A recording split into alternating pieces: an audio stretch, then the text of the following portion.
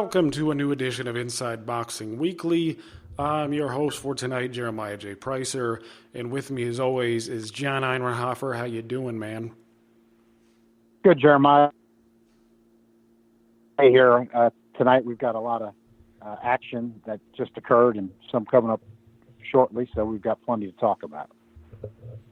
Yeah, absolutely we do, and I'm looking forward to it because there's a ton to discuss, and you are one of the people that I most look forward to talking to when it comes to this stuff. There's a lot of fanboy stuff going around, and it becomes a bit monotonous. Anyways, let's start with the big one. Let's just kick it off with the biggest fight of the night. So we had Saul Canelo Alvarez moving up to 175, a traditional division, which I think is noteworthy. He fought Sergey Crusher Kovalev, and I just want your thoughts on this. I mean, I was looking at the scorecards as this was going along. Typically, again, I like to go to Twitter and see what's going on, see how people have it. And it seemed like scores were all over the damn place. I mean, and I'm talking about from guys that I respect. I mean, some of them had Kovalev up, some of them had Canelo up. It was just all over the place. And it seemed like a close fight.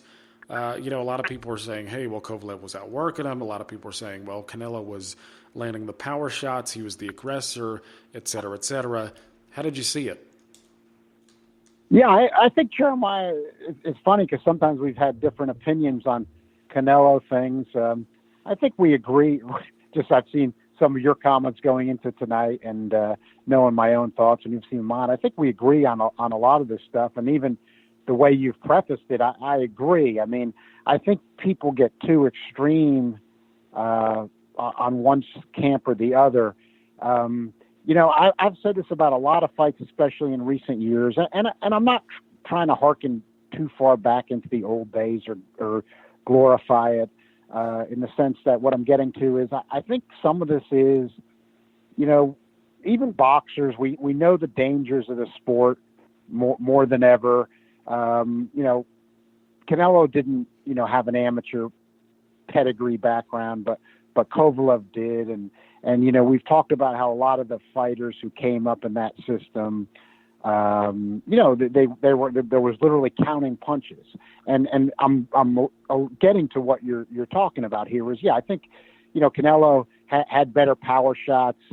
Kovalev was following the game plan he'd done in the last couple of fights with McGirt against, Lydia Alvarez and Yard, where, he's getting back to boxing more, working his jab and just trying to, accumulate punches, get it maybe a little more on something here and there, but not overcommit, try not to get tired.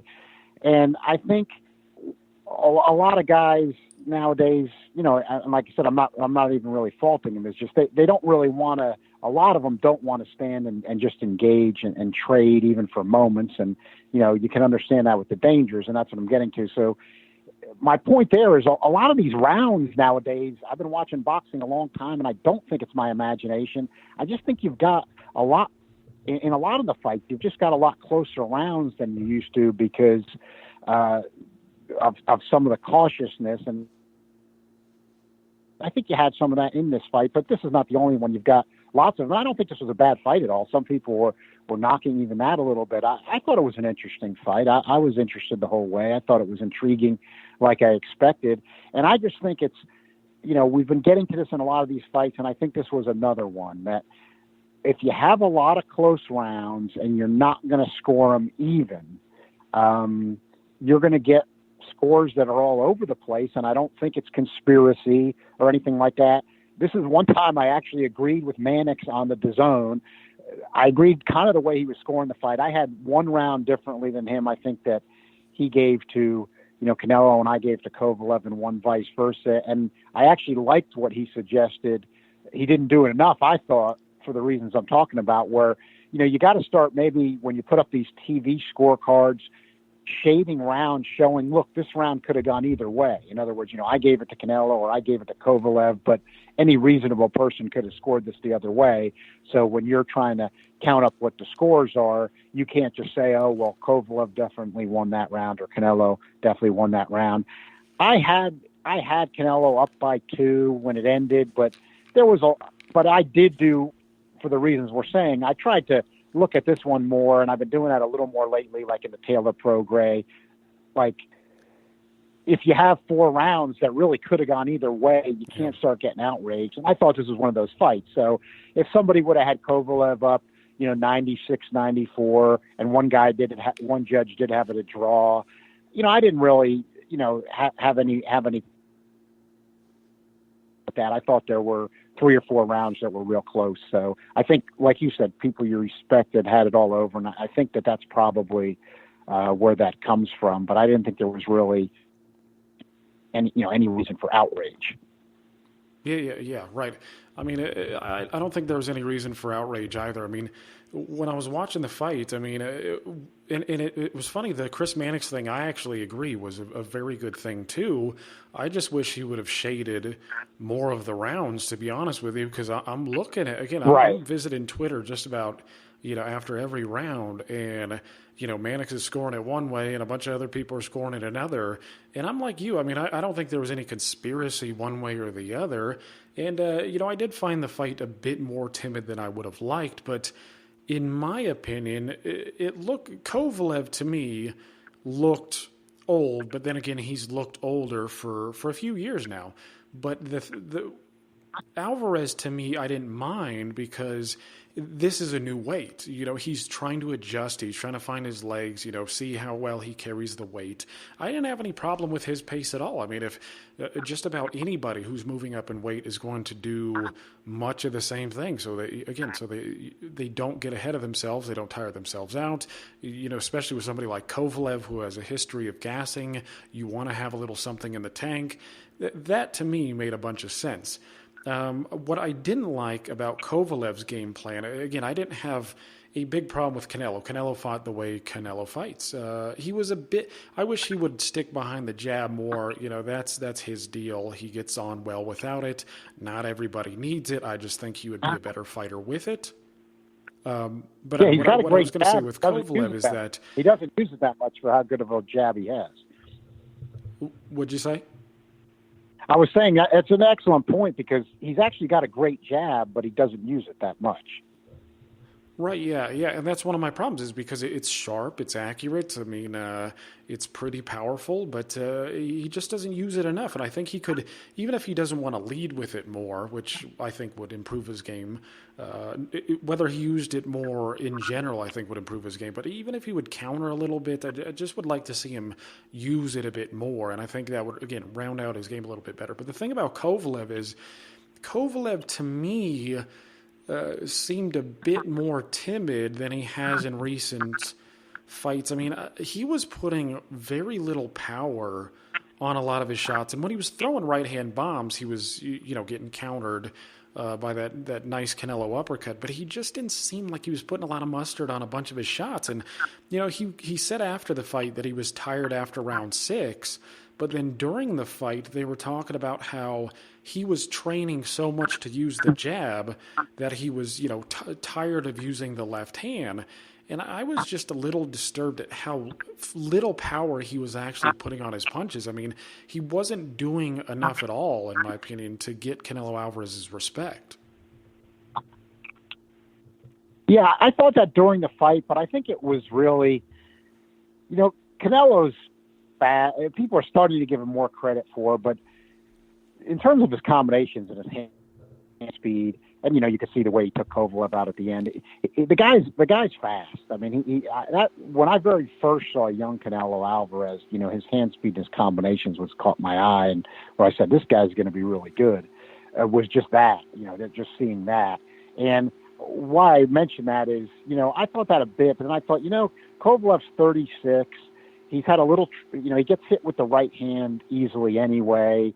And I just think it was that he felt like, and I think McGirt came up with the game plan with him, that, if he was going to commit to any right hand, he was just too slow at this point and he was going to get countered.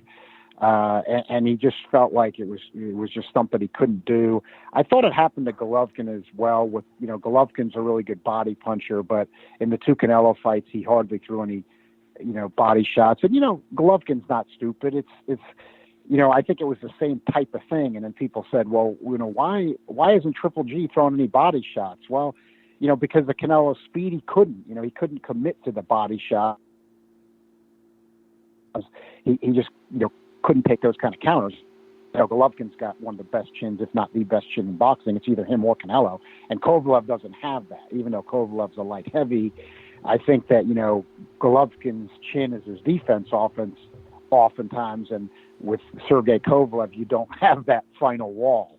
So, if he's get caught with clean shots, he's in danger, especially, in recent years of being out of there. So I think it was just something that he really couldn't do against Canelo. Yeah. I mean, he just looked like he didn't have a lot of answers, and he boiled his style down like he has recently, and stuck behind the jab and 1-2. And it was, I think you could call it a competitive fight up until the 11th round, but the stoppage itself was fantastic. I mean, it wasn't a barn burner of a scrap, that's for sure. But for Canelo to end it the way he did is what you want to see out of somebody like that. I mean, I didn't want to see Canelo coast to a decision. I think, doing something emphatic like that helps his resume, and I think it's one of the best knockouts he's ever had, maybe the best. Yeah, I agree. I think either that or Kirkland's his best. Kirkland doesn't take the best shot either, but, Kirkland comes to try to take your head off. And, I've always said that about Kirkland. And, even though, some people criticize him as opponent, that part about him I like. So I think he brought something out in Canelo, even though it was in a very short number of rounds in that fight. And, Kovalev did then too, where, Canelo, I agree. Those are his two most memorable stoppages in his career, and the Kovalev one's more significant. So it may very well go down as his biggest, and it was good to see in that sense of, because Canelo does have those kind of skills. He unloads series of punches, and it was really impressive. He finished it out, and I've got the same analysis you have. You and I see it the same way. You don't, and this goes to the significance of it. You don't need all the alphabet stuff. At best, there were some people who you can respect, and the ring had it. Some people had Kovalev as high as the number 2 light heavy in the world. Transnational, has Beterbiev as the champion, and had him, then Kovalev 4th, so he would be basically the 5th. Nobody had him any worse than that. Canelo being the middleweight champion, that everybody's not caring about the alphabets and, recognizes him as that. To step up and beat a light heavyweight that good. Kovalev was on pound for pound list not too long ago. Really, you and I both thought he beat Andre Ward in the first fight not too long ago. That is significant. We don't need all this crazy alphabet stuff added onto it. It was just a significant accomplishment like that, and I look at it that way, and I know you do too, and that's memorable for his resume, which is what you want, and that was the fight, what the fight was about. But as we'll have to talk about when we conclude the in-the-ring business, the way DAZN handled the event was a complete utter fiasco for boxing. Yeah, well, yeah, and the thing about Canelo is that I'm trying to come down, personally, I'm trying to come down near the middle of this, because I see a lot of people, I mean, Canelo gets a ton of hate, and some of it, I think, it's just overblown. It's like everything that he does, he's a ped cheat. I mean, we've got to go back to his history and discount all of his accomplishments. I mean, and you don't see that sort of fervor with these other guys. I mean, I don't remember anybody constantly bringing up Ray Beltran's record, or Povetkin got some of it, but there are some of these guys who just, like, depending on who you are, and it's always worked that way. The athletes that are the most popular, especially the money men in the sport, they're always going to receive more attention than others. But the problem is that you start to get, especially in boxing, you get these factions where no matter what Canelo does, it's always attributed to PEDs, and it's always this and it's always that. And we've got to take all of this with a grain of salt, and that's why I'm trying to come down in the middle of this, because I see a ton of people on Twitter saying, in Facebook as well, and I highlighted this Monday in my Casual Mondays piece, because it's getting to the point of absurdity. I mean, it's really chapping my ass, John, because people are buying this notion that he's, 4-division champion and that he's the first person to hold, championships simultaneously since Henry Armstrong. And like you said, you don't need to take it to that degree for his accomplishments to have significant merit. There aren't many guys in the modern era who have been able to do that. I mean, yeah, you got Roy Jones Jr., you got James Toney. There's a slight difference there, however. Roy Jones Jr., of course, you can play with this a lot, but Roy Jones Jr. was not the middleweight champion, and he didn't become the lightweight champion. Canelo is the middleweight champion, and he's right. So there's some differences there, but the thing about it is there aren't very many people who are capable of doing such a thing. And Canelo Alvarez deserves credit for doing it. I mean, even if you were to say, hey, he's the middleweight champion, and now he's a top 5 guy at 175, and he's obviously a serious player at 168, I would favor him over just about anybody there. I mean, I don't think Callum Smith has the diversity in his skill set to mess with him. Benavidez, I don't think is experienced enough, though that would be an interesting fight. I don't really see anybody at 168 beating him. But the point is that he's a player.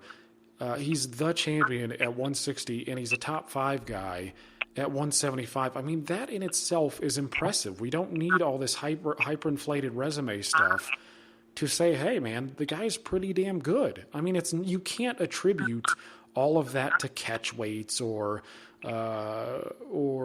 rehydration clause. I think the rehydration clause was completely overblown anyways. I mean, he said Kovalev couldn't weigh in at 185, or he said he couldn't weigh in more than 185, and it was like at 10 a.m. that day. I mean, by the time they got in the ring, it didn't matter at all. I mean, but the thing about it is Canelo is obviously a highly skilled guy. Whether he's getting things in his favor or not, it doesn't matter. You don't beat guys of this caliber if you're not highly talented. No, and one thing that would be simple to use, because I've always used it for decades, because it's very reliable to me, is if you take the sport and you just look at the 8 traditional divisions, and then you see who has been able to, even in the modern era, just like you were talking about, who has been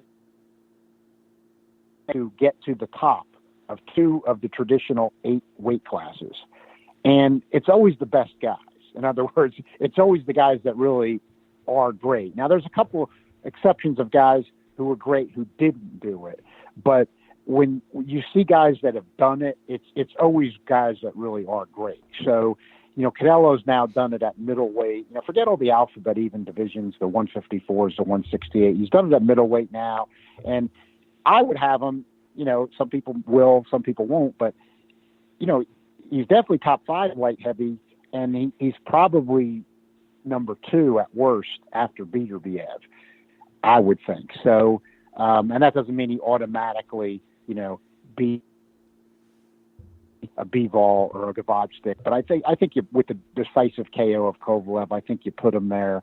To me, that's the way I do it. I think you got to look at the eye test and talent too, and that only the great guys really do that. Like you even take people would like to look at a most recent guy, but who does pass the test. You look at a Floyd Mayweather, who really would be at the top of lightweight and at the top of welterweight, and he's got to win against Canelo Alvarez over welterweight. I mean, we love Floyd Mayweather or hate him.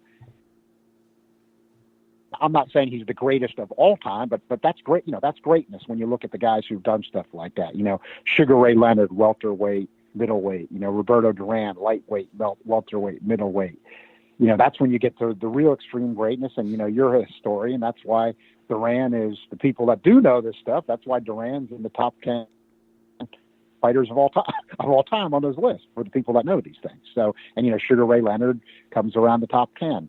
These are the guys that are great. So Canelo's doing that now, and like you said, people criticizing anyway, but that's they're not really having perspective. I think it's like a jealousy type of thing with certain people, with certain sports figures. You got Canelo. He's a good-looking guy. He dresses well. He's had the women. He's got the talent. Then people get split. Some people like that. Some people absolutely hate it. You see that with Tom Brady. You go to NASCAR, you saw that with like Jeff Gordon and Dale Earnhardt in the 90s. I mean, there's not that many NASCAR fans out there right now. It's faded, but when that was going through its heyday, I mean, it reminded that type of a thing. So I think that's some of that there with Canelo as well. Yeah, I absolutely agree. And again, it's not. I mean, you and I have had slightly different opinions on Canelo and Golovkin over the years, and, it doesn't bother me. I mean, I have no problem with somebody who has an opposing opinion. I have a problem with somebody who has an opposing opinion, and it's obviously coming from a place of they're not doing it in good faith, right? They're not starting from a neutral perspective. And again, it's not to say that there aren't good reasons to dislike any of these guys. I mean, there are plenty of reasons to dislike guys if you want them. I mean, we know how discriminatory humans can be. I mean, some guys don't like guys who wear red or blue, or they don't like a hairstyle, or they don't like this, or they don't like that. I mean, they're not... Yeah, I mean, that's fine. I'm not going to sit here and, analyze, everything that somebody dislikes. I'm just saying that some of the Canelo hate is over the top, and it becomes a bit annoying because you see that stuff even with educated fans. And I've seen it on both sides, honestly. I mean, you see some guys who discount Canelo's achievements altogether because he got caught using clenbuterol. And, everything is chalked up to that. And again, this isn't, and a lot of them don't have a good understanding of PEDs either. I'm not going to act like I'm a biologist and I'm injecting these guys. And, I've run, peer-reviewed tests and published it in journals and whatnot. But PEDs help. But even somebody like Victor Conti has said that you have to have the skill set first. I mean, churning... You don't go from Lee Selby to Vasil Lomachenko by using PEDs. It doesn't happen. You've got to have the genetic predisposition, the training, et cetera, et cetera. It just doesn't work that way. So you can't chalk all of Canelo's achievements up to PEDs. I just don't think you can do that. And not only that, I think that's a great point too, where you're talking about how guys, it's usually the best who ascend in the traditional divisions. And you look at that, and I think that's absolutely correct, unless, somebody listening right now can send me an example of somebody who wasn't like that. But I mean, again, you talk about Roy Jones Jr., Bernard Hopkins, James Toney. Those are some of the middleweights who were able to successfully go up to 175. You look at Lomachenko, who had an opportunity to be the champion at 126. I mean, he was the number one guy there for a short period. Now he's the number one guy at 135. I mean, I think it's clear that even Mikey Garcia was the top dog at 126. I'm pretty sure about that. Right. He became the top dog at 135. I mean, it's really only the best of the best that are doing this. So only the best of the best can do that. Exactly. Only the best of the best can do that. That's why people should look at that. Yeah. So we've got to give credit where it's due. And with that, it's a damn good win for Canelo Alvarez. If he takes a softer touch, I wouldn't be mad at him. I know he's going to get flack, probably with no matter who he chooses. I would in the future like to see him take on the very best. I'm not a big fan of 168. I'd like him to go down to 160 because there's some challenges down there, but it's hard to tell. It seems like Canelo's got a lot of leeway with where he wants to go now. Yeah, I mean, he does. He has a lot of leeway. And remember, just, on the clenbuterol issue too, Jeremiah, because you do follow this stuff, you know what I'm talking about. Some people who haven't even looked at the results and things don't. And again, I'm not claiming I'm an absolute expert on it, but you never, nobody's ever really going to know. But the clenbuterol, the test, the positive results. I mean, right on the the test results for Canelo for that incident, it says, within the limits of, tainted meat. So, right before we got on here, it just, I guess, has just come out today within the last couple of hours that, and again, you don't know with these guys either, but Ray Vargas and Julio Cesar Martinez, the guy that had the controversial fight with Edwards, they just turned up with clenbuterol. And, they're both Mexican. And so, I don't put any credence in what the WBC says. The WBC is just going to straight out ignore it. Literally, I'm not making this up. But it is something that it exists in Mexico. I mean, it just does. And, you don't know if somebody's trying to take advantage then of that fact, or if it's just simply that, it's coming from meat in Mexico, and that's why it's trace amounts. So that's the thing. If it was some other agent that was turning up, then there wouldn't really be any doubt. But it has been the clenbuterol. So it's not that somebody couldn't take advantage of it, but it's not another agent that's turning up. Like, in other words, we saw Jarrell Miller turn up dirty with 5 things that weren't clenbuterol. He's not Mexican, so I mean, that's like what you would be looking for, Yeah, I mean, and again, it can go a number of ways. I mean, there are a lot of different ways to interpret this, and the unfortunate thing about sports in general is, especially with PEDs, is that the will to catch cheaters is not really there. I mean, you have guys who mess up and they get caught, and then we got to play the guessing game like this. I mean, it sucks. I mean, the vast majority of guys who use never get caught. I mean, that's just the way it is. And then again, when they do, it's, we've got to speculate like this. And again, to me, yes, it matters that Alvarez used clenbuterol in whatever capacity or had it in his system. Yeah, it matters. But again, you don't get to this stage without having inborn talent. It just doesn't work like that. Anyways, we'll move on to another fight. One that I found pretty entertaining for the time it lasted was Miguel Burchell versus Jason Sosa. Burchell brought his A game here. I thought he looked real damn good. A very impressive performance by Burchell. I thought Sosa, I thought it was possible this could happen. I thought Burchell would win, but I thought Sosa, frankly, was too big of an underdog, but Burchell showed why he was that big of an underdog. I thought that maybe happened to Sosa late in the fight. I didn't think it necessarily would happen even then, but I didn't think Burchell would be able to do it to him that early in the fight. And I thought, for what it's worth, I thought Sosa won the first round, even though Burchell, looked fine. I mean, and it was a very impressive stoppage. But, when he opened up, his offense is very impressive, and Sosa just couldn't withstand it. And, I think what immediately jumps out to me with all these weight classes and things, even though we might have Lomachenko having a good fight coming up with the winner of Comey and Lopez, I mean, Burchell's promoted by Top Rank. The 5-pound thing means nothing, and Lomachenko's fought at 126 and 130. Why are fans just get too caught up in these weight divisions? I mean, this should be a fight that maybe Top Rank should be getting some pressure to make. It might be a tough fight for Lomachenko the way Burchell's been looking, and Top Rank has. That's some good available fights for Lomachenko, and we want to see stuff like that. But instead, we get detours, like the Luke Campbell fight. And I'm just saying these are fights that could be easily made. So that's what I've gotten to as we've talked.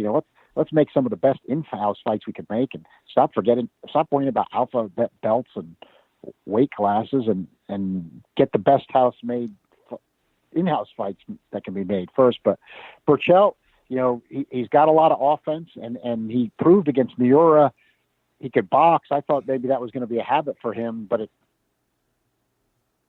letting guys go the distance, but it hasn't been, and he proved that with Sosa. So, I'm definitely impressed like everybody else, and I think it's time to forget about the 130 stuff and everything. In other words, I don't need, even though we know a name's been built up for him, to me it's a foregone conclusion. Burchell's looked that good, and Valdez, the other guy, hasn't. I don't need to see Burchell blow away Oscar Valdez at this point, because they're both at 130 pounds now. That's the kind of nonsense that just wastes our time, I think, because I just don't think Valdez has anything for him at this point. Yeah, and that's how it's going to work. I mean, I wish that these people were working within the framework that we were with this 8 division stuff, but unfortunately it's not. I mean, and with him hanging out at 130, I like what I see out of Burchell. I really do, but I also think it's time for Burchell to step up a bit as well. I mean, Sousa's a good fighter, beating up Vargas again. I mean, that was what, what was to be expected.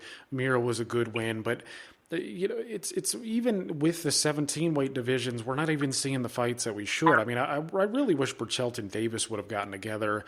I know what that's like. We're talking about Top Rank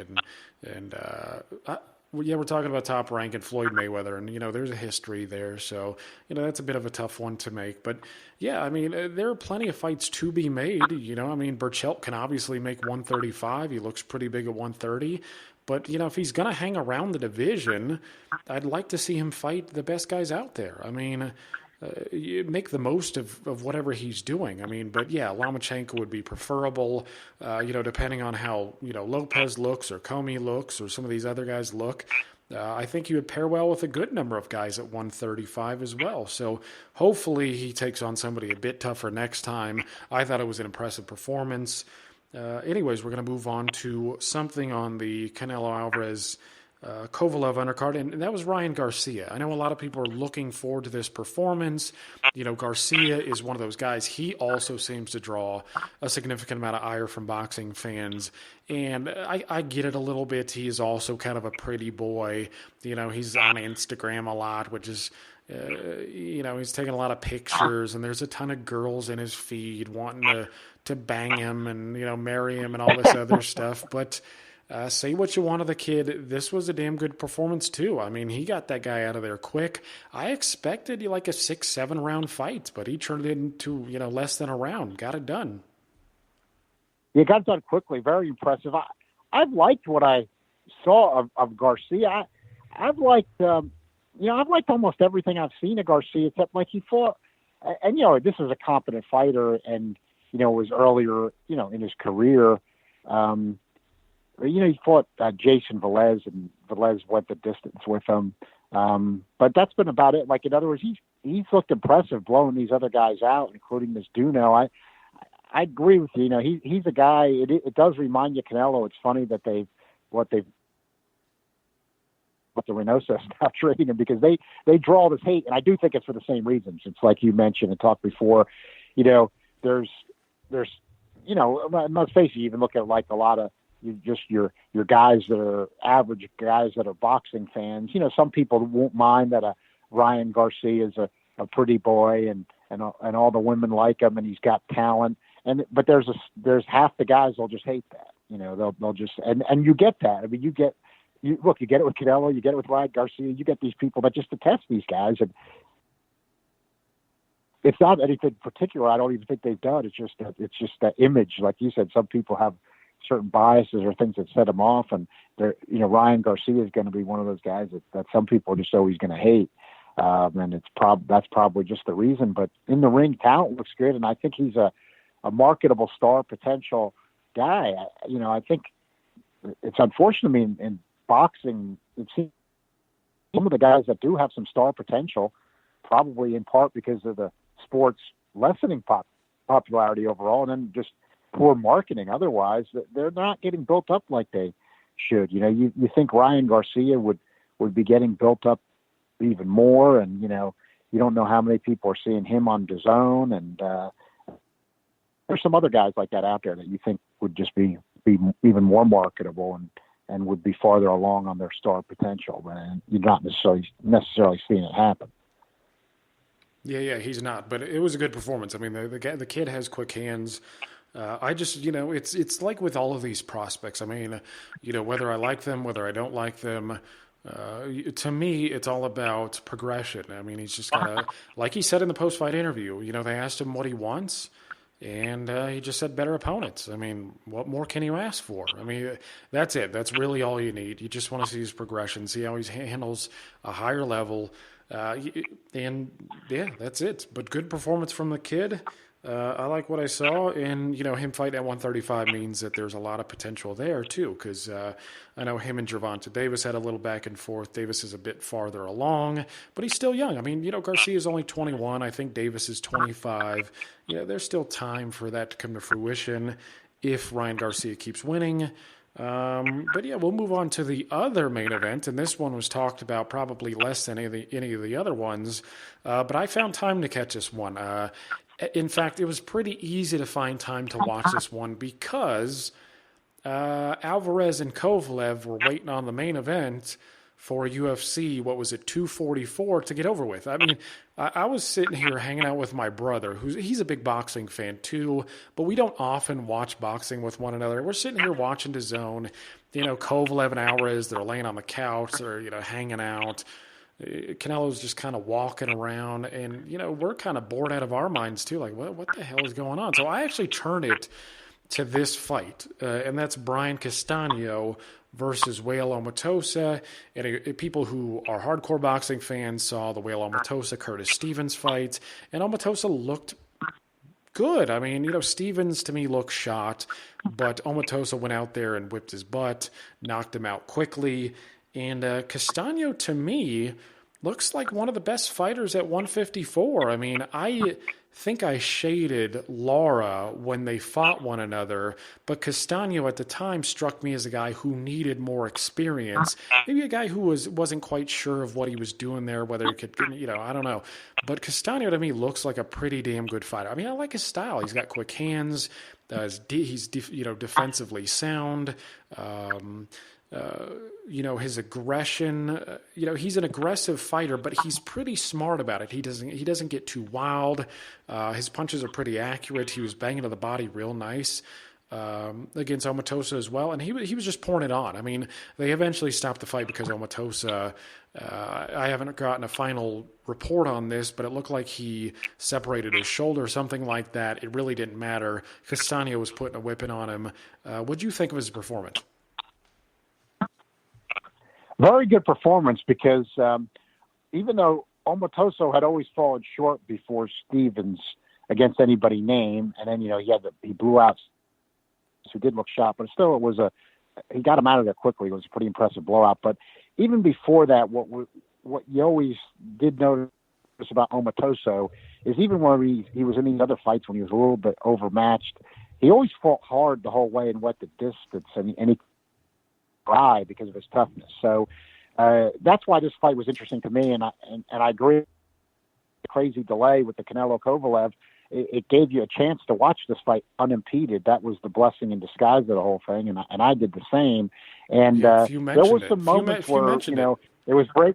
Yeah, it was breaking out into the brawl I expected, but then Castagna just had too much for him, and I'm always suspect of a guy. Even though boxing's dangerous and we don't want anybody getting, permanently injured or God forbid killed in there, you get suspect when sometimes a guy complains about a hand or a shoulder or something like that. And what I'm saying is I never thought of that before with Oso, and I don't even think it was here. I agree with you. Castagna was starting to beat him up, but I actually just think that Omote, he might have ended up out of there anyway, but I think he probably did hurt the shoulder. I mean, it wasn't going to come out any different. That's not my point. But I mean, this guy's been so tough in the fights I've seen, and watching how tough he fighting here. I mean, he was trying to throw back. You could see quitting, but I think he probably did hurt the shoulder and couldn't go on. This is one time I do see that based on what I've seen of him, even in this fight and before that. But there was no doubt Castagna was taking. I think he very well might have stopped him anyway because he was putting on so much pressure.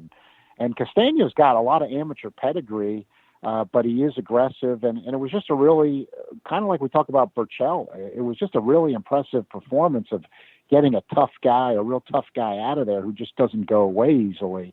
And I was actually a little disappointed.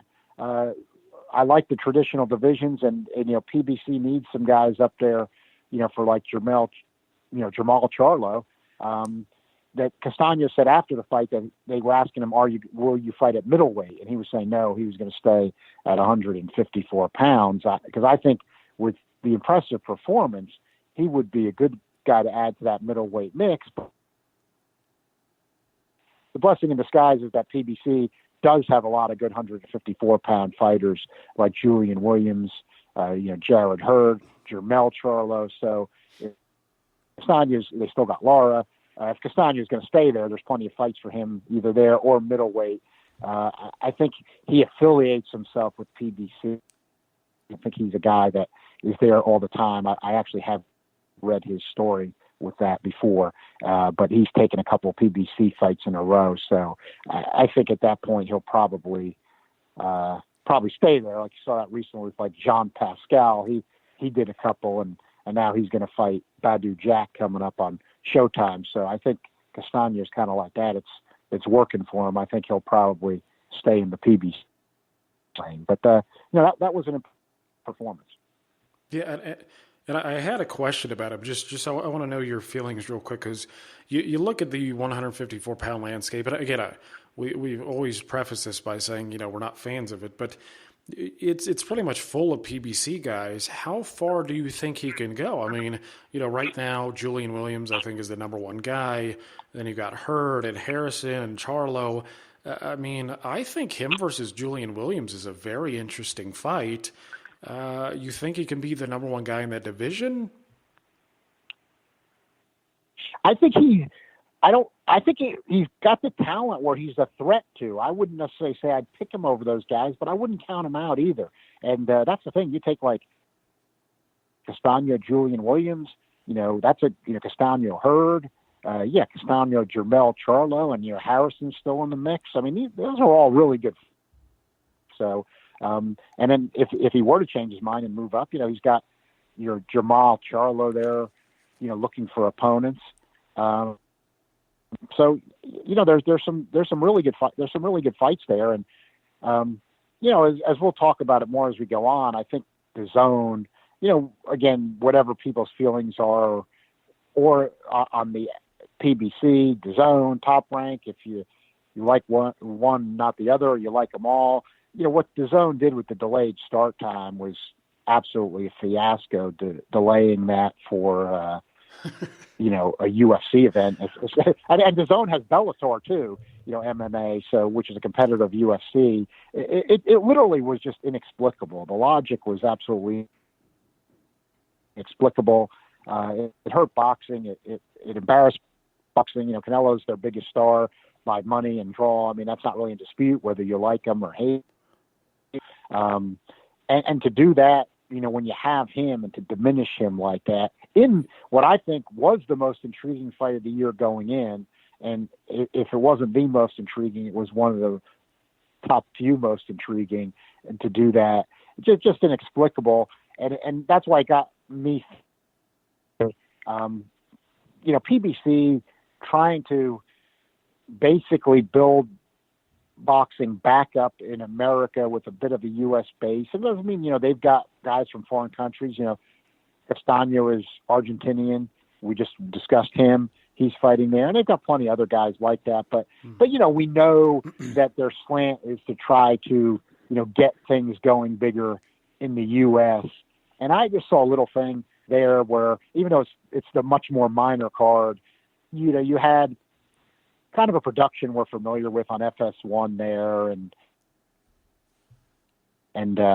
with the PBC card, and you had some, guys like Cowboy Carl popping in there, guys they've been showing since they started work stuff on NBC and everything. You're getting to be quite a few years ago now, and you get familiar with these guys, and the zone, it just, to take your biggest guy, Canelo, and just bury him like that, and put it after a UFC fight. I mean, it was just an embarrassment. The Twitter barrage. Oh, I agree with everybody else. It was one of the funniest I've seen in recent years. I concur with everyone that. I was mad, and then I was rolling off my couch laughing because of the Twitter barrage. I saw, for some reason, stuck in my mind. One guy tweeted the picture. Roberto Duran was at the UFC event, and he had a picture of him walking in the ring with Masvidal, and he said even Roberto Duran his own. And yeah. When the delay was going on, there was just all kinds of stuff like that. Oh yeah, you had to laugh because it was so. Yeah. I mean, the internet always wins. I mean, there were so many.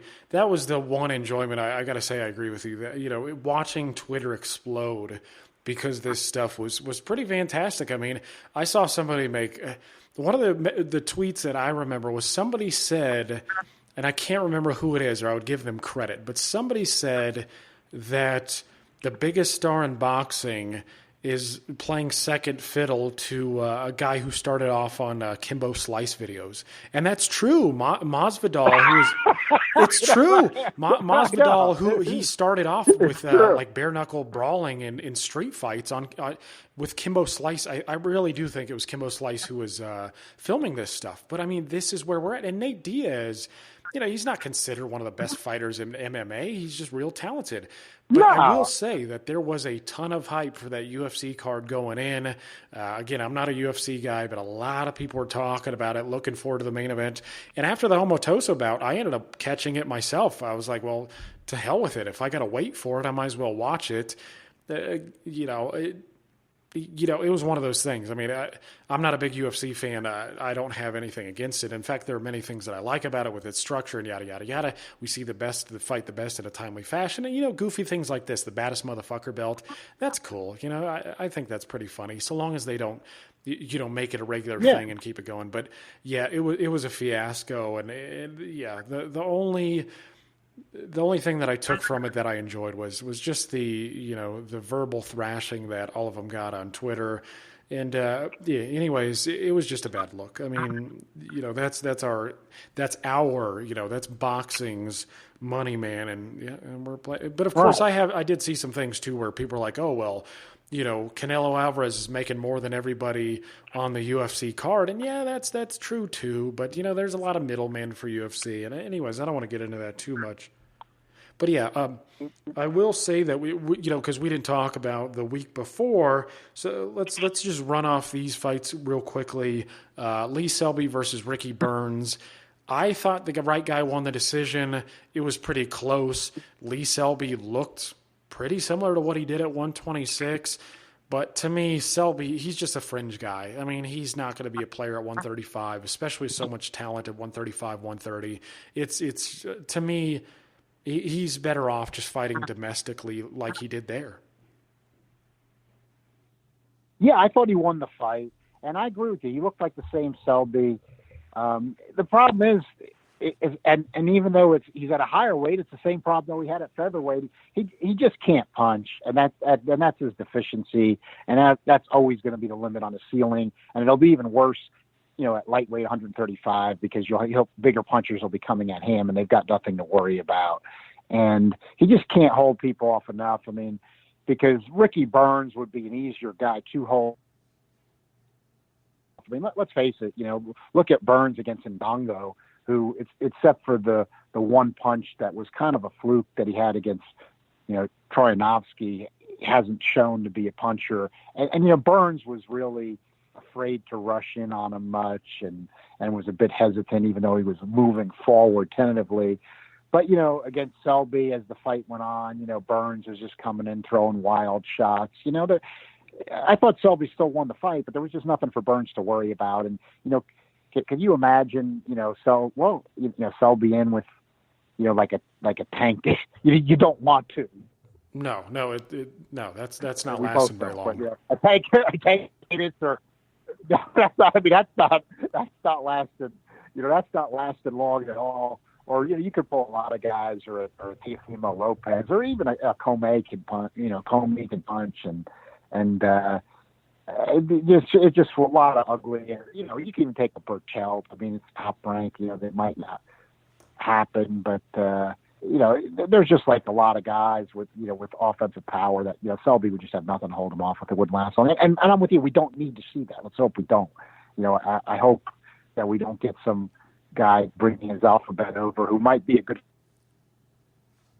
fighter like we're talking about, and he's fighting Selby in the UK somewhere, and we've got it pumped up as he's taking a shot at being a multi-division. I can see you cringing right now, a multi-division champion, and this is his big shot at becoming a multi-division champion, and it's in the UK, and then he gets blown out. And we don't need that diversion. No. If he's going to step up, if he really wants to step up, my advice is to take on a guy like in the lower top 10. I mean, I like Ivan Mendy or something like that. Even then, I think that might be a step too far, but I'd think he should just stick with domestic fights, high-level domestic fights, and make his career out of that, because he's just not going to hang with any of the guys at the top. He's got talent, but he's just not. He's a good boxer, that's for sure. He has no talent. He has no power. Well, he has very little power. But he has very little power. But you can get by with hardly any power at all if you have the boxing skill to do so. I mean, Paulie Malignaggi made pretty good use of boxing, his legs and his feet and his speed and whatnot, and did pretty well for himself. And there are plenty of guys who don't punch that hard who have made good careers. But Selby's he's not on that level. He doesn't have that, like Wilfred Benitez type defense or anything like that. So, again, I just stick to the domestic scene. Anyway, speaking of domestic, we had Derek Chisora versus David Price. I thought David Price had a terrible strategy. I mean, he let Derek Chisora come in, bang on him. Eventually, he got him out of there. Price had a moment or two. Even Chisora admitted that he was hurt. I think it was at the end of the third round when he got caught with I believe it was a left hook or an uppercut. And he admitted himself that he did a little salsa dance, but, he had the full time to recover. To me, it was just a bad strategy by Price, but it didn't really matter. Most of us expected Price to get stopped anyways, so no surprise there. Chisora will probably get a big fight out of this. It looks like they may go the route of Joseph Parker. What do you think of that? Yeah, that's the Price Chisora fight. No surprise there. Price just doesn't have any resistance, and I guess they can justify it as he had to be a replacement because Parker got hurt for this one. But if they didn't have that excuse, you would say, and you don't want Price to get hurt. But in other words, when it had to be over the first time he got dropped, because we all know what Price's punch resistance is, which it's just not there. Then I always get to well, why was this fight even happening? But in this case, he was a short notice replacement. But that's what kind of frustrates you about those kind of things is why did it even happen then? But Chisora and Parker, that's a more interesting fight. Chisora has provided a lot of entertainment lately. I think he's still limited, but his fight with Takam and then Dillian White, and then he blew away Spielka and Price. And even though those guys are flawed, the knockouts were entertaining. So he's been on a roll of entertainment. I have to give the guy that. I just think it's going to end as soon as he fights somebody a little bit better. So then it comes down to, is Parker that guy? And Parker's shown me plenty of flaws over the years, and he's got some limits. But as I've been saying for a while now, he's one of these guys that's probably going to hang around in the bottom half of the top 10 forever. He boxes cautiously, and he can take a shot pretty good. So I think he probably will end up having too much for Chisora. But Chisora has been on an entertaining run, and it's a fight that I'll watch. I'll certainly be interested to see how it plays out. Yeah, me too. I think it's a good styles matchup. I mean, I'd like to see Parker get a little more aggressive in a fight like that. But, I can't complain too much because even though I don't think that highly of the heavyweight division, I do think that they've been pairing these guys properly. I think we've been getting some pretty good heavyweight fights in recent years. So, with Joseph Parker versus Chisora, I mean, that's two top 10 guys. I can't complain because, until the cream of the crop is sorted out, this is what you do. You just pair these guys and, see what becomes of it. I mean, we still got a lot to see when it comes to Wilder and when it comes to, the winner of Ruiz and Joshua and, and Tyson Fury as well. So no complaints from me from a Parker Chisora fight. But let's move to the main event of that card, which was far more interesting, and that was Scotland's Josh Taylor versus America's Regis Prograis. This was obviously the World Boxing Super Series final, and in my opinion, it was the best final that we've had in the entire time this series has been running. It was a damn good fight. I mean, it's kind of what you expect from two top guys in a division. And funny enough, again, I got to say this too, because as cynical as John and I and all these other people can get about boxing, it's been consecutive weeks, I think, barring one, where we've had high-level competition like this. Spence Porter, Golovkin Derevyanchenko, Taylor Prograis. I mean, it's been a damn good run for boxing late in 2019. So I think we should be grateful in that regard. But I thought this was a damn good fight. I mean, it's one of those fights where I didn't really score it closely, and I didn't really do that with Canelo and Kovalev either, because to me it gets to the point where it's like, well, that's a swing round. That could reasonably go either way. And so, I just don't really, because it's hard for me to put my foot down and say, well, yeah, that was his round, it was that round. And I thought that Taylor and Prograis was close. I came down in line with thinking with most people that the middle rounds seemed to favor Taylor. The first 4 rounds were close, and the last 2 I thought were Prograis. But I thought it was a damn good fight. I mean, highly skilled. No one was seriously hurt, so there wasn't that much drama. But yeah, I thought it was a really damn good fight, and I think both guys proved something about themselves. I mean, both of these guys are going to be players in the future. Yeah, it was a really good fight. Just like what I would have hoped, and I think what you said about the fight, and I think actually more people should look at the fights. That's what I'm talking about with more even rounds or more realism, about rounds that really there's not much to separate the two. I think we get that in a lot of fights, and we just got to be honest about that. And then there may not be as much controversy as you think if we're really honest about what's playing out. And I think the way that fight played out, I agreed with you. I thought in the early rounds, there was just a lot where you couldn't choose between the two. The rounds could have gone either way. Then I thought Taylor did come on. And then I thought Prograis got in a situation where he knew what he needed to do, that it was slipping away. And I thought he took the last 2 rounds clearly. And, Taylor's eye was busted up badly. I agree with you as well that neither fighter was seriously hurt. And that was the one thing in the fight that didn't play out the way I expected.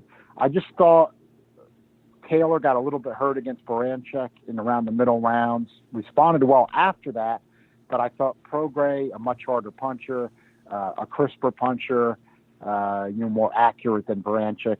I thought I was originally thinking decision, then right before the fight I thought he may be able to stop Taylor late for those reasons.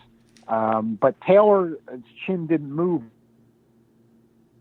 Right. I mean, in other words, Prograis is a bigger banger than he busted up Taylor's eye really, really badly. But you didn't see Taylor wobbled. Taylor did a good job, I thought, of using his size. And I think what people underestimate with Josh Taylor is how fast he is. He's got good size for the weight. And I think even when he's fighting at welterweight, which money will be there, him and Prograis will end up there. I think Taylor's still going to have solid size for that. And I think he can give anybody outside of, Errol Spence, if he recovers.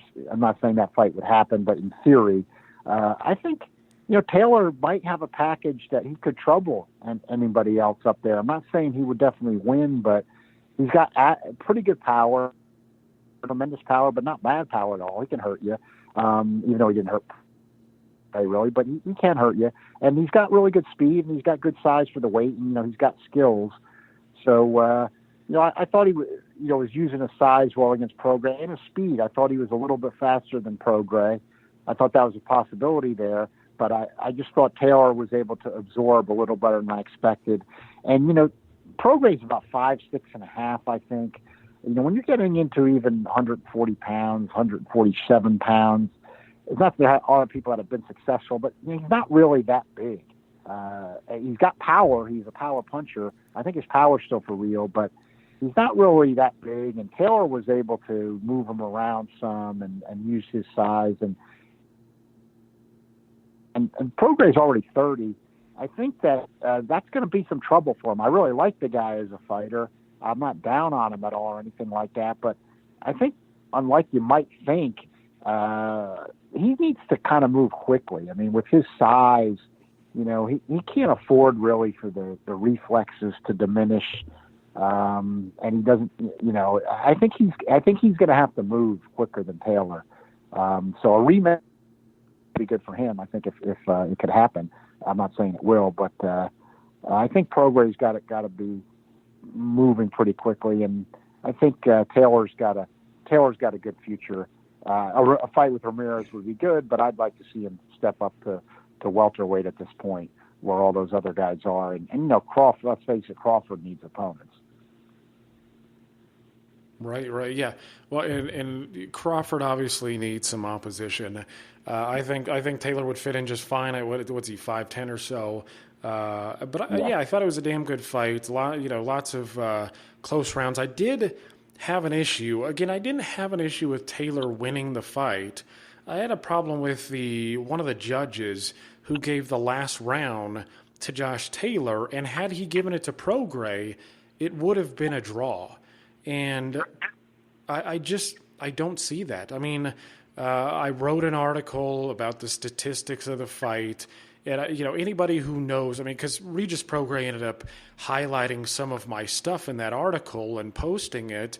I mean, I want to say that I've always been under the impression, I've always said that punch stats are some form of an indicator. They lack nuance. They help, but they lack nuance. And so I was trying to approach that article as neutral as possible. I said that, I believe most people had Taylor winning because he was more aggressive and he won, many of the middle rounds, yada, yada, yada. I just want to say that, the article wasn't meant to be an indicator either way. Again, I'm just trying to present the stats as they are and not make it sound like they're more important than they are. It's just a partnership with us and BoxStat, who do a damn good job. They give us a lot of damn good graphs, and you can see the data presented in there. I find it a bit more interesting than what CompuBox is doing, and it is an alternative to CompuBox. But again, PunchStat numbers are not everything. It was close, but I still have a problem. And again, I don't have a problem with anybody who had Josh Taylor winning. It seemed like about 80%, 90% of everybody had Taylor winning. I just had an issue with the judge who gave it to Josh Taylor in the 12th round. That feels like a political decision to me, because the 12th round to me was the clearest round probably. I mean, outside the 9th for Josh Taylor, there was one round that Josh Taylor clearly won, in my opinion. I mean, it wasn't that close. And the 12th round to me was the biggest Prograis round, clearly. And again, one judge gave it to him. It would have been a draw otherwise. But again, I don't have a problem with Josh Taylor getting that. I do want to see them both against the best of the very best. I think Josh Taylor will be fighting Jose Carlos Ramirez in the future. They've already indicated that they're up for that fight. It wouldn't surprise me at all if Josh Taylor gets a softer touch, maybe something domestic next. I don't want to see that sort of stuff, but I don't think a lot of people are going to hold out against him after entering the tournament and fight pretty good opposition while he did so. But it was a damn good fight. I enjoyed it. And speaking of 147 and how Josh Taylor would pair up with some of these guys, I think he would do quite well. But one thing that I find interesting is that there's a lot of speculation currently, and I don't want to, I don't want to delve into too much gossip or anything, but I do find it interesting because you astutely brought up a point that a lot of people were not making. In fact, I think you were the first person that I saw make it. They were talking about in the press release how Errol Spence, he didn't have any broken bones.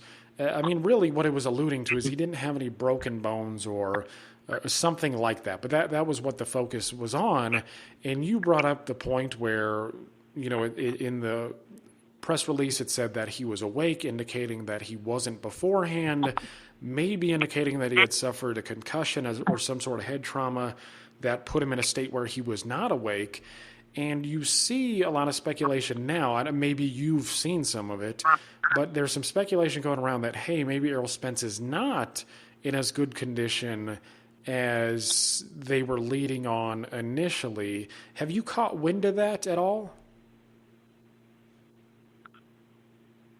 Yeah, but outside of even the speculation, I was just thinking myself, even though we don't have direct evidence, just the circumstances of what I had mentioned when it did happen and reading in between the lines on their statements.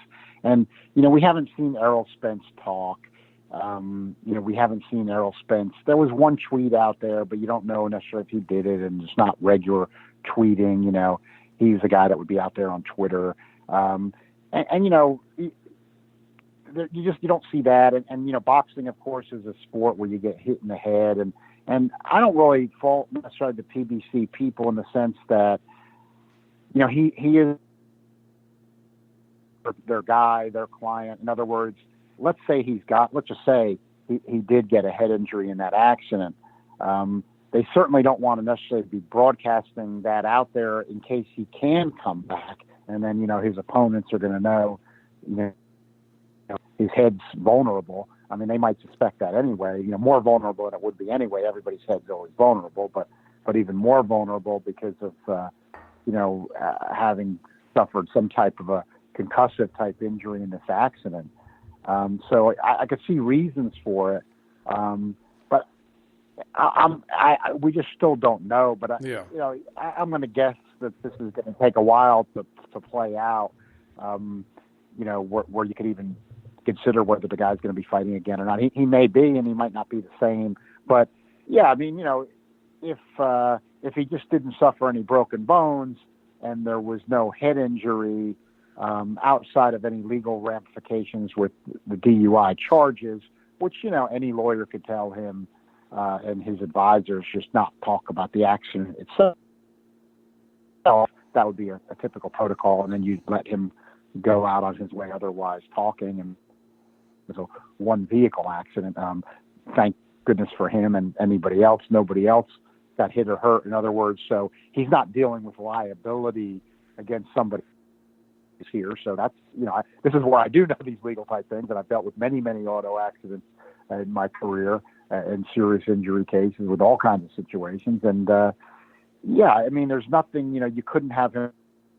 You would just say, hey, don't, and that would be even if there was another vehicle involved, but there wasn't here. And, you have a DUI charge, but, it's a first, and that's happens a lot, quite a bit, unfortunately. So, I don't see where there would be a reason to not have him talking, or be out there. And they're saying he wasn't broken bones. And I mean, I think that might be the truth. He could have been fortunate in that sense, but the vehicle's rolling. They talked about him not having a seatbelt on. I don't know if that's true or not. It seemed like it might have. So, could it have rolled like that, or even he got ejected and not hit his head? It's possible. Strange things can happen, but that's just what I'm wondering, So I don't know any of that, but that's just all on circumstantial. But we haven't heard from him yet, and it's been a while. So, if this is all speculation, but if he was having some cognitive problems at this point, you might not want him out there trying to talk or things like that, considering what business he's in. Right. So that's just what comes to my mind. I don't know if anybody's got any information, but that's from the circumstances what it suggests to me. Right. Yeah. And I only bring it up just because it's become sort of a hot topic, at least today. It seemed like to me, and it is speculation so far, but I think it's the silence which, is bringing, arising this skepticism. Plus, Rick Glazer was on Facebook like, yeah, I'm hearing from my sources that, he was more hurt than, they've indicated. And that could quite possibly be true. Anyways, I wanted to, as sort of my last word, and I'll roll out the red carpet for you to talk about whatever you like after this. This has been one of the topics too. Devin Haney fought recently against Abdulayev. and he looked damn good. The kid is good, but the WBC has gone about things. Well, what they've done is they've done what the WBC does, and they've created yet another alphabet trinket, or I don't know if it's an official title or not, but it is a title. Whether it's a real belt, I don't even know, but it's a title. And they've created this WBC franchise belt, and so far 2 guys have, been crowned, and that is Canelo Alvarez, and it's also Vasyl Lomachenko. And I just wanted to address a few things. First off, I mean, you and I both find it absurd that we're dealing with yet another title. Again, whether it's a physical title, I don't even know, but we're dealing with a title. Again, whether they're giving out a physical strap, I don't know. I honestly don't give a shit. It's irrelevant to me. I mean, their physical straps are irrelevant to me anyways. But what I find even worse about this situation is because, they just keep making them and just keep making them. But with the franchise belt, so Mauricio Suleiman was on some other podcast. I can't remember which one it was. And he was asked to explain the franchise belt. And he goes into it, and then he pauses after about a sentence or two and says that it's confusing. When Mauricio Suleiman is admitting that this whole endeavor is confusing, it shows you what a shit show this whole thing really is. But another thing about the franchise belt is that it adds even more confusion to an already confused landscape because, and this is one thing that's already being thrown around, okay, is that if Vasily Lomachenko defeats, it doesn't really matter if he wins or loses. If he fights the winner of Comey Lopez, whoever wins that, well, let's say, no, it is relevant whether or not Lomachenko wins because he is the franchise, quote-unquote, franchise champion. If Lomachenko wins against the Comey Lopez winner and he does not now have the full WBC title, a lot of people are wondering, is he then the quote-unquote undisputed champion? And the problem with all of this is it increases this fractured fanboyism that we've got in boxing with people saying, the people who don't like Lomachenko saying, oh, well, he's not going to be the undisputed champion because he doesn't have the full WBC title. And then you have people on the Lomachenko side saying that it doesn't matter. You shouldn't get your belt mailed in like Haney did. You should have to win it inside the ring. And again, just think about how dumb it all sounds debating this. And this is why you and I both tell people to stop focusing on all of the alphabet soup political bullshit. It's because we're getting precisely into this point of absurdity where even the hardcore boxing fans, even Mauricio Suleiman, the guy who's doing this stuff, can't make sense of it all.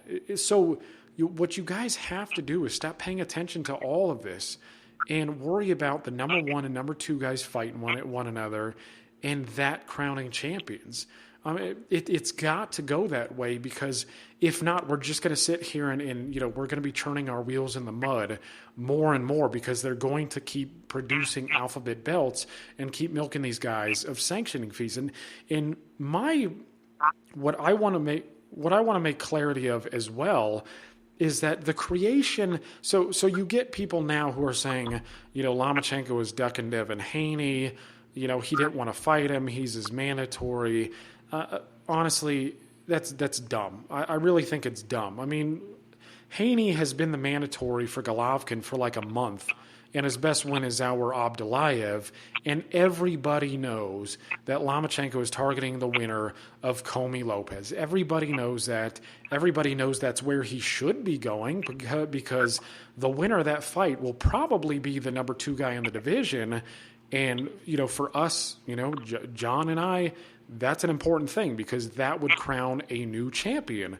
And so, for Lomachenko to duck a guy who's been his mandatory for a month, these alphabet soup organizations, unless you're the IBF, maybe the WBO, you typically don't enforce those things in that quick a fashion.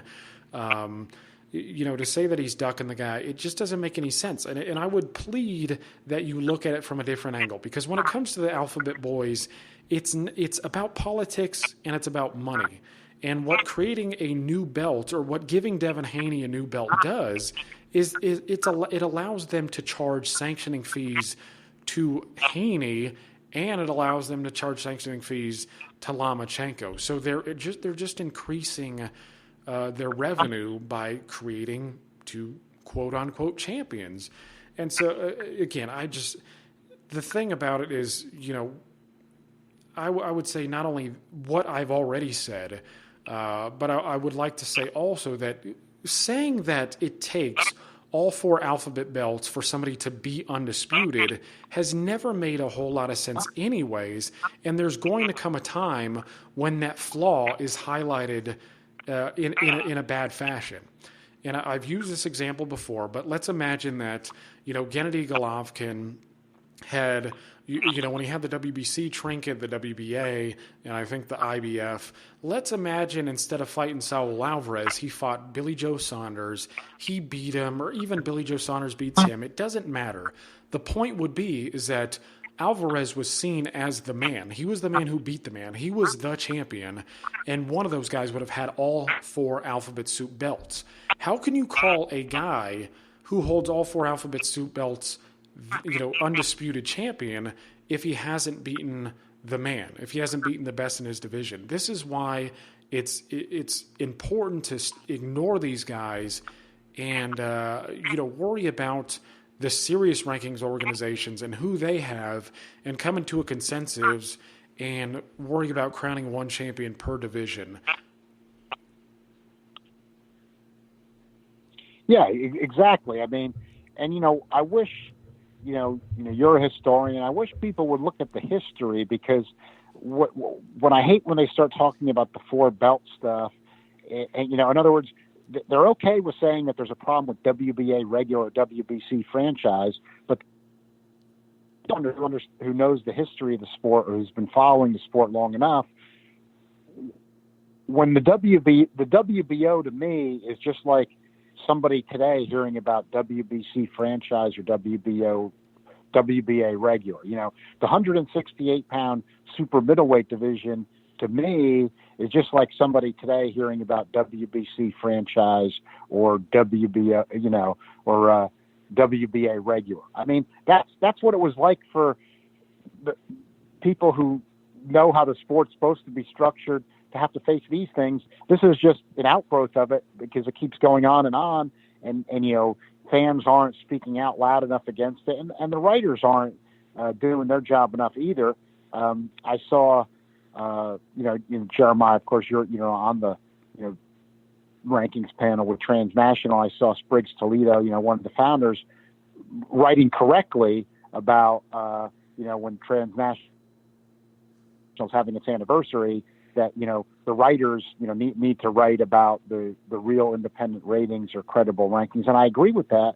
But that's been a weakness, frankly, is that the writers aren't doing that, and there's writers that are even involved with Transnational who don't do it, and that for me is a head scratcher, because the writers, or the quote unquote the boxing journalists, they start talking about the real rankings in their articles. You've got to make the Alphabet belts a footnote to your article, just as part of your factual reporting, is maybe a footnote. But you've got boxing writers, trumpeting about Alphabet defenses and, like you said, unifications that are basically meaningless because they're not fighting the main man out there, or somebody who's ranked legitimately number one in the legit organizations, and that just compounds the problem. There are people who are writing and stuff. I mean, you've got, one writer has made guys talk about belts matter. I mean, that's the exact antithesis of what you should be writing about. You should be ignoring these Alphabet belts, and you're just going to keep getting them as long as you pay attention to any of them. I mean, for any younger fans, I can tell you, the answer is not and I'm being sarcastic, the glory days of when there were only 4 belts. That's not the answer for the sport. Never has been. Or the glory days when we only 17 weight classes.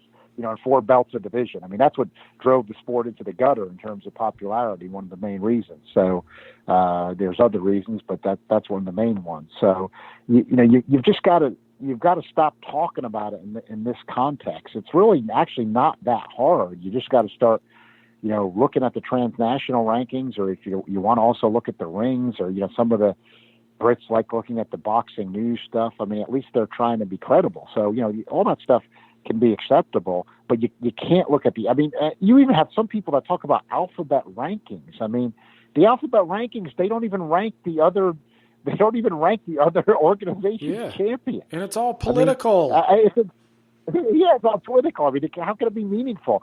And then they recognize each other. What sense does that make? If you're supposed to be a credible organization, why would you be quote unquote recognizing, like, in other words, the WBA recognizes the WBO? What sense does that even make?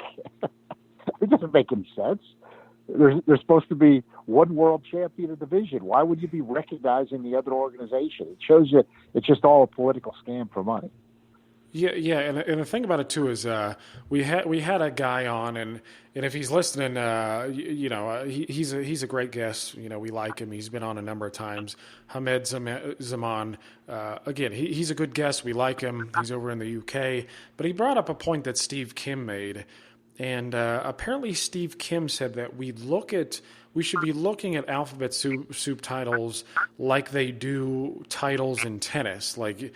They have, I'm not even a tennis fan. I don't know, like Wimbledon and whatever. I don't know. Maybe that's golf. I suck. But he's saying that we should look at alphabet soup belts like they do in tennis, like it's a version of a title. But the whole problem with that premise, in my opinion, is that people are not looking at it that way, and boxing it is not a sport that's conducive to that sort of setup. I don't. People are conflating a WBO championship, like in the case of Canelo Alvarez. People are conflating a WBA regular belt with a real undisputed championship of the world that Henry Armstrong won. You're hearing guys like, oh well, Henry Armstrong, Alvarez is playing this bullshit up himself, and I thought that was a big disappointment. But he's playing it up as if he's a champion in 4 weight classes. And you have people, boxing fans, who are conflating. I've seen it multiple times. I got to say, I've probably seen it about 10 times since the fight is over, where they're conflating a WBA regular belt with a real dyed-in-the-wool championship. And it's just not the fucking case.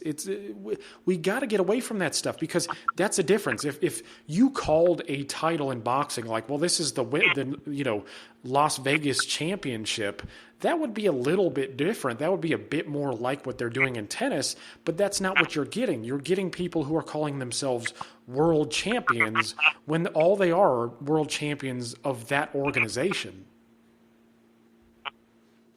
And plus, in Wimbledon, every tennis player competes for the title at Wimbledon, all the top players, once a year on a regular schedule.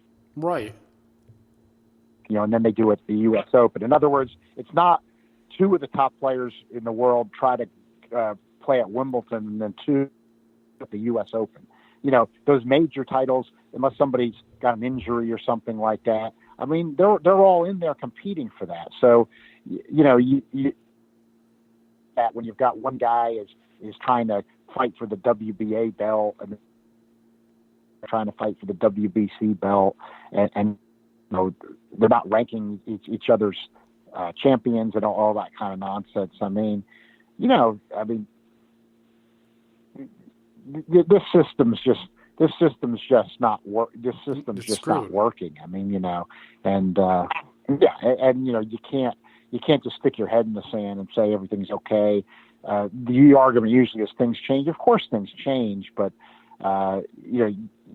when things are deteriorating and it doesn't make any sense, I mean, those are changes that aren't good, and we try to correct away from change that isn't good and stay with change that is good. And all this alphabet stuff is just not good change, and the UFC showed that by not really creating their own new thing, basically just doing things that were old boxing. I mean, I follow MMA. I don't mind watching it, and I watch it too. Not as much as boxing, but that always is a head scratcher to me too. You and I both understand that.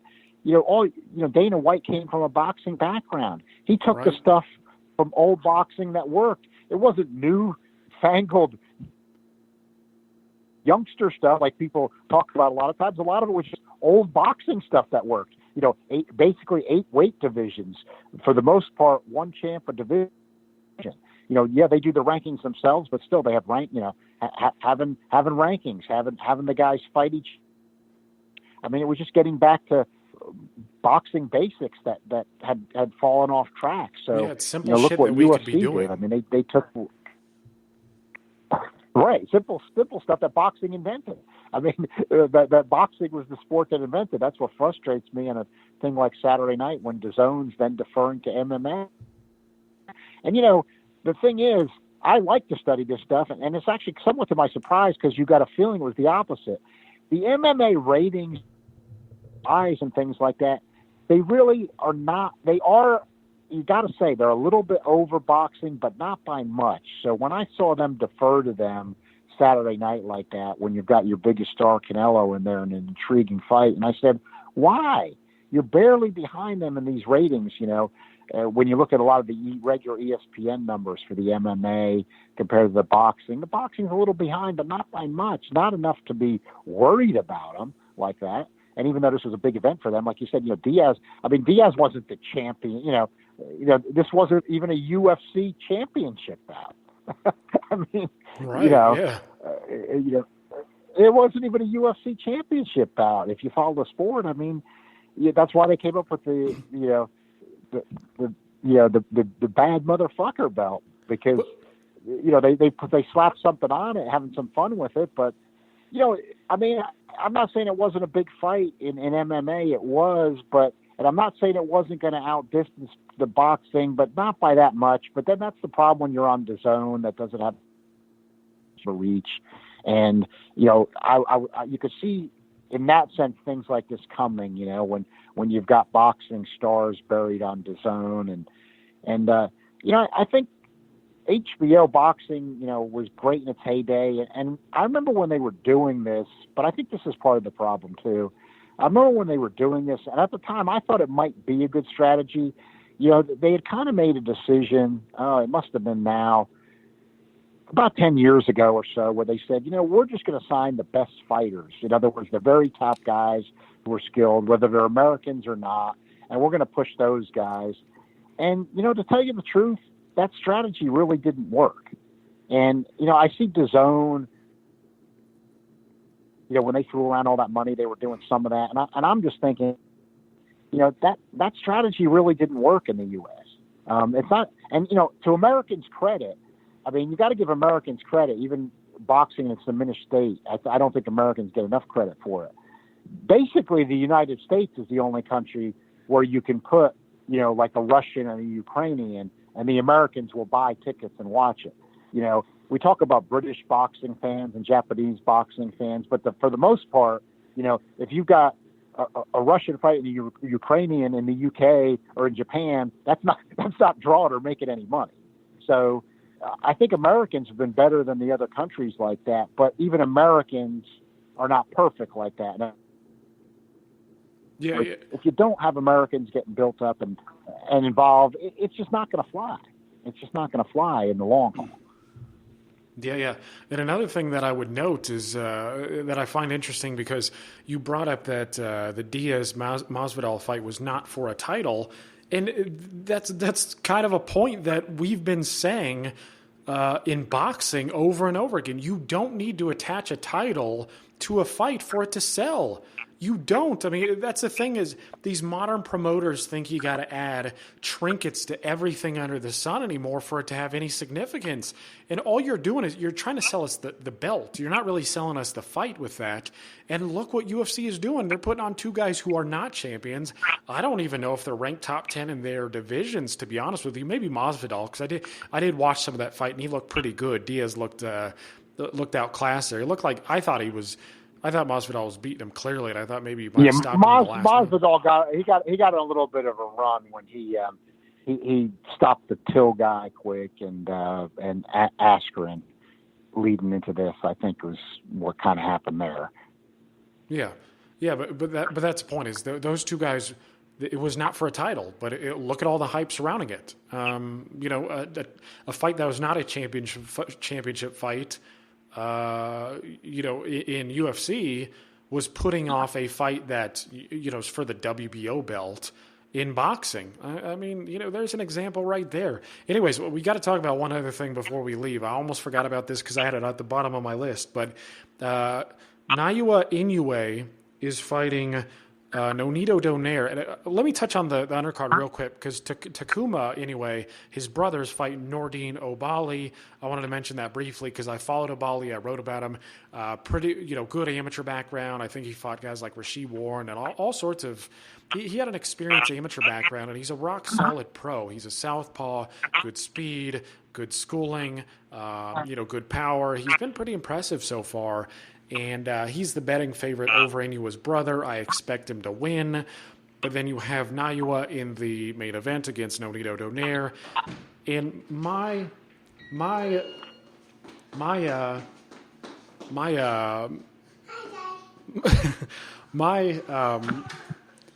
sorry, my kids and my wife just came home. But the thing about Inoue and Donaire is that it kind of reflects the Canelo Alvarez Kovalev fight where you have a guy like Donaire he's serviceable. I think Kovalev is a notch above Donaire at this point, but it's kind of similar in the sense that you have two pound-for-pound guys at the peak of their powers fighting guys who are a little bit over the hill but still serviceable. I expect Inoue to blow Donaire away. Donaire still has pop, but he really hasn't beaten anybody without controversy in the top 10 for about 7 years now. He's been competitive. He wasn't totally outclassed against, he was still competitive against Carl Frampton. He was competitive against Ryan Burnett, but he's by and large gotten to where he is because of injuries. He had the injury to Burnett, who's now retired because of it, and you had Tate as well. So how do you find this main event playing out? I think it's a mismatch. I think it's an overhyped mismatch. I don't get the fans giving it some of the hype that it's getting. I just think it's a fight that's a mismatch. I also made note, like you did, of, because you always wonder what's going on, with Burnett. He retired or, quit in that Donaire fight, and then, saying it's his back. But now the guy's retired, so it does make it just seems to lend even more credence to the seriousness of his back injury, and that's how Donaire won that fight. And then he fought, Stefan Young as a very, very late replacement in his next bout, and fought on that level and wasn't doing bad really until Donaire caught him. But look at Donaire's fight like some years back. People I think that are just, he was competitive against Frampton, but he clearly lost. Didn't do anything too much in that fight. And then you think of like when he fought that Cesar Juarez at 122 a few years back, and he was in a life and death struggle. Did pull it out at the end, but I say to people, go watch tape of that. I mean, people have just lost their, and I think War had a bunch of losses, and this is just and Inoue has been fighting very well. I agree. The way he's dispatching people, I want to see it for that reason too. But this is a mismatch. I see people talking about this like there's some suspense here, or it's some kind of a competitive fight, and it's really not. I mean, I saw the odds on a Inoue KO. He's a minus 500 favorite to get the KO. Oh, is that all? So, I mean, that's not the win. I thought it'd be higher. It was at like 560 that went down. I don't know who the heck, is putting this money on Donaire. I saw some of the guys that like to tweet about betting saying that, but I think it's nuts, and I'm not putting any credence in that on this one. So I just think Donaire gets blown away. I think it could be as quick as the first 3 rounds, I would say, on this one. Yeah, I agree. And to be honest with you, I like Inoue. I think I love his style. I mean, he's an aggressor, but he's technically very, very good. He hits very hard. He's got good hand speed. His timing is excellent. I mean, the guy looks the goods, but people are getting ahead of themselves when it comes to him. I mean, it's to me that he's just getting too much hype. And again, he's blowing guys away. He's blowing top 10 guys away, top 5 guys. I mean, he smashed a number of guys who are ranked highly in some of these junior/super divisions, like Alvarez, who I didn't really find that impressive ever. But it's one of those things. I just think he's getting a little too much credit with what he's doing. And I really need to see him against an elite guy, somebody like Neary, before I start giving this guy, the pound-for-pound crown. Because I see some guys already doing it. And I saw Cliff Rold, who I really like. He's, one of the founders of Transnational. He was comparing, Donaire to Kovalev. And he said, well, if Inoue blows away Kovalev, he's got an argument for the top pound-for-pound spot. He doesn't. We say, say what you want of Kovalev. Yeah, he's over the hill. Yeah, he was fighting, like it was a sparring session. Whatever you want to say about him, it doesn't matter because we see that Kovalev was outboxing top 10 guys beforehand. He clearly beat Alvarez. He clearly beat Yarde. Well, he stopped Yarde, with a jab. We see Kovalev still beating top 10 guys, and he's a real top 5 guy. Donaire is not doing that. He's gotten to where he is because of injuries. He's not really blowing away any top-ranked guys. In fact, he's lost to just about every ranked opponent he's fought in the last few years. I think the most significant one he had was Vatika at 126. But that wasn't without controversy. Anybody who saw that, I mean, that was one of those fights that a lot of people are quick to forget. But anybody who remembers that fight, Vatika was coming on. Donaire was very good early, but Vatika was starting to come on. But Donaire, I believe, bowed out because of a cut on his eye or something like that. But it was just one of those things, like Donaire is not really beating top 10 opposition. And so I just think Inoue was getting a little too much credit until this guy beats a Juan Francisco Estrada, even a Rungvisai. I think Rungvisai is better than anybody Inoue has beaten so far. If he beats a Neary, then I think you can start, looking at a pound-for-pound crown. But until then, his opposition just isn't doing it for me.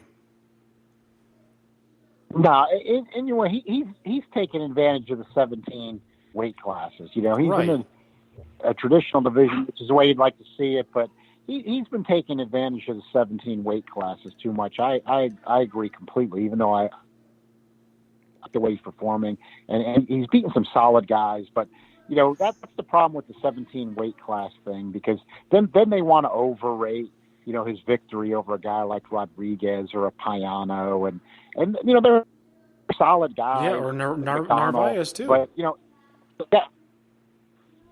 but that's where, to me, you get those differences. If you're ranking 8 or 9 weight classes instead of 17, those guys become fringe guys. And I think that's fair and legitimate. And that is the difference. And that's the way I always like analyzing things. Like, in the way, if it was a traditional 8 weight class setup with one champ a division, he's been blowing away guys on the fringe. And, that's Kovalev wasn't a guy on the fringe. He just, like you said, he just beat Alvarez. He beat Yard, by knockout. Donaire, Donaire got dominated by Magno just a couple of years ago. If you're ranking 8 weight classes, Nonito Donaire is not ranked. And, if it was only 8, all the guys were within 8 weight classes. And I look at that stuff. So you got Inoue, who would be near the top, fighting a guy who's really not ranked. And that's where you get the odds like you've got here and what should prove to be a mismatch. Yep. And with that, we're going to wrap this show up. I want to thank you, John. It's always nice to talk to somebody who, by and large, get things down the middle and, not jump into all the hyperbole that is the boxing atmosphere nowadays. And as always, we're brought to you by the Retired Boxers Foundation with Jackie Richardson and Alex Ramos. We're also brought to you by Seat Giant, if you're getting tickets for a big fight, whatever's coming up, go there, click on the banner on the website. We'll get a little something back. It's one way you can help. And betnow.eu. If you want to do some betting, put some money on some fights, click on the banner. Use Truth50 as your sponsor code. And yeah, thank you. Thanks for coming on, John. All right, Jeremiah. Great to be with you here doing it, as always. I'm glad we had a lot to talk about this week. I hope we keep with a good fall of boxing the rest of the way. Absolutely. So thanks, everybody, for listening. And for The Grueling Truth, I'm your host, Jeremiah J. Preisser. With me, as always, John Einreinhofer. Have a good night.